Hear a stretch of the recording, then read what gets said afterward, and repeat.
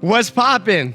Your boy Aaron's here. Today we're talking about the roundhouse kick, also known as a round kick. The most commonly used kick in MMA and kickboxing because it's super effective. I'm gonna teach you from the ground up how to throw it properly and how to generate more power. After you watch this video, I want you to try the 2 videos that Shani and I just put out. They're short 10-minute kickboxing workouts, and I want you to take what you learned today and put it into practice. If you like these videos and you want more boxing and kickboxing related content, make sure you subscribe in the button below.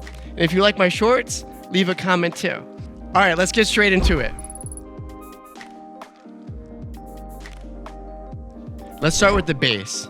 My front foot is gonna be straight ahead. My back foot on a 90-degree angle, but pigeon toe in on the ball of the back foot. You see I put this tape down the center because I need my lead foot on one side, my rear foot on the other. I don't wanna close my hips like this. I have no foundation. So square up a little bit to the back. Elbows in, hands up, chin tucked.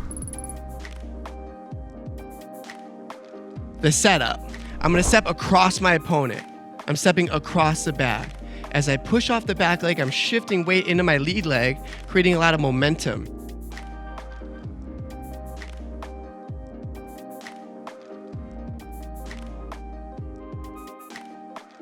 One common mistake that I see here is you're stepping this way and you're closing your hips. Now the power's over here. You need to step on a 45-degree angle across your opponent. That's imperative. From here, we're gonna go into the chamber. I'm bringing my knees straight up through the center, you see?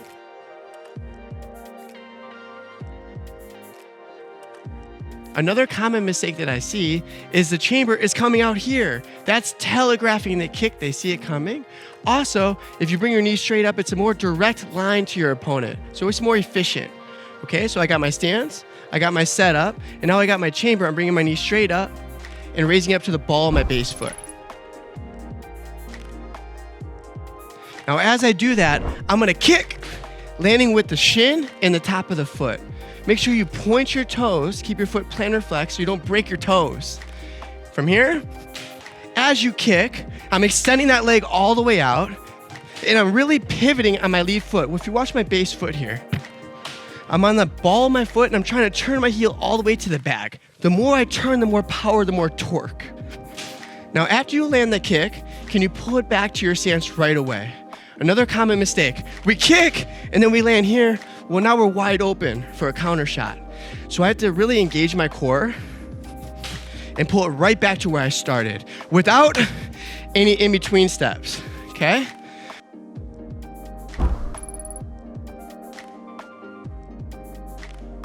The upper body. When you kick, you gotta turn the torso all the way over. When you rotate, my body is completely bladed this way to the back.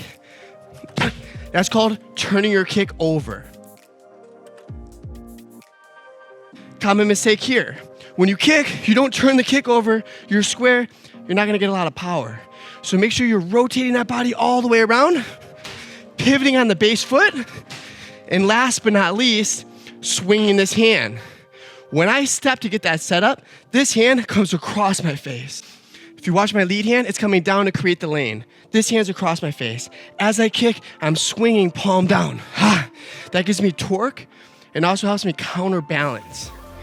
So let's focus on this hand only. I step to set up, I pull the hand across my face. Just back to set. Takes a lot of hand-eye coordination. Okay, now as you go to kick, you're gonna swing that hand past your butt. If you're close to your opponent, you swing it here to protect the counter punch. So both are okay. If you're far from your opponent, you can swing it past your butt. If you're close to your opponent, you swing it here to protect the counter punch. Make sense? Let's put it all together. In your stance, ball of the back foot. Step across your opponent, extend the leg, focus on the pivot on the base foot, turn the body as much as you can. Now swing the hand and breathe. When you breathe, you engage those abs. You hit even harder, louder. Like a duck. Focus on my base foot. When I land, my heel should face the target.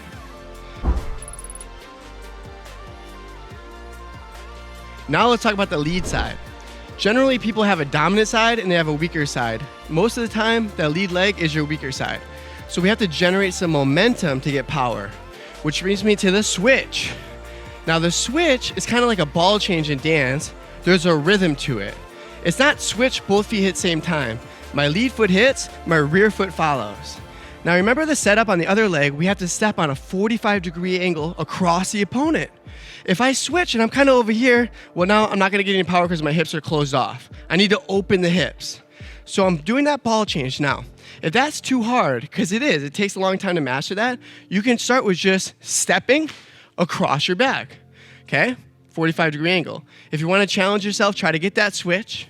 And then the same steps apply. Chamber, extend, retract. Let's review.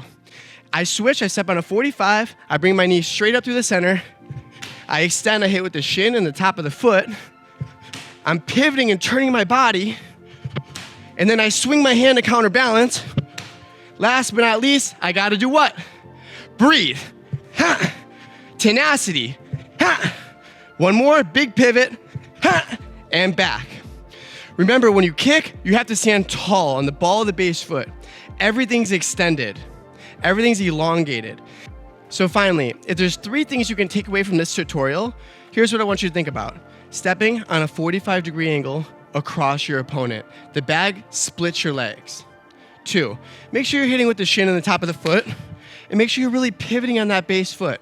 That's the main thing. I want you pivoting and turning the body. You need to kick through your opponent. If you're stopping here, you're not gonna get any power. Turn your kicks over. And that's it. Now from here, you gotta go practice this kick 10,000 times. So I want you to go over and do the Shaney Smash workout and the 10-minute kickboxing workout that I just put out. And I want you to do that workout as many times as you can until you feel like you're becoming proficient at this kick. Thank you so much for training with me, guys. See you on the flip side. Os.